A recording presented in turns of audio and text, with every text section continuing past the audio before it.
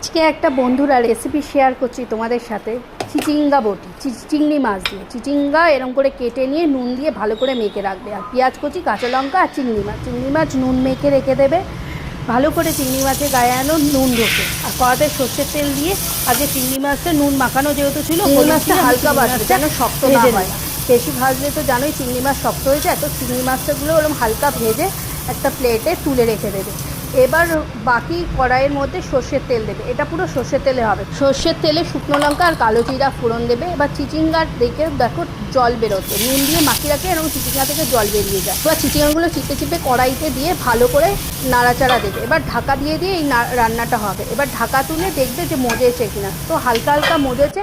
আবার ঢাকা দিয়ে আবার এপাট ওপাট করে ভেজে নেবে। তারপরে তোমরা কাঁচা লঙ্কা আর পেঁয়াজ কুচি দিয়ে দেবে। দিয়ে এবার ঢাকা দিয়ে ভালো করে ভাজতে হবে যেন জিনিসটা মজে যায়। দেখো হালকা হালকা মজে এসেছে। এবার হলুদ আর চিনি, নুন তো দেওয়াই ছিল, তো নুন দিয়ে দিন, লাস্টে অ্যাডজাস্ট করো। এবার ভাজা হয়ে গেলে লাস্টে চিংড়ি মাছ ভাজাটা দিয়ে দেবে। চিংড়ি মাছ ভাজাটা হয়ে গেলে এরম লাল লাল এরম মজে মজে আসলে, আর তোমরা লাল লাল হয়ে গেলেই তারপরে নামিয়ে দেবে। গরম ভাত বলো, রুটি বলো, যাতে খাবে সবেতেই চলে যাবে। বাস এবার তোমরা নামিয়ে পরিবেশন করো চিংড়ি মাছ দিয়ে চিচিঙ্গা বটি। কেরম লাগলো অবশ্যই জানিও। ভালো লাগলে কমেন্ট করো আর শেয়ার করো।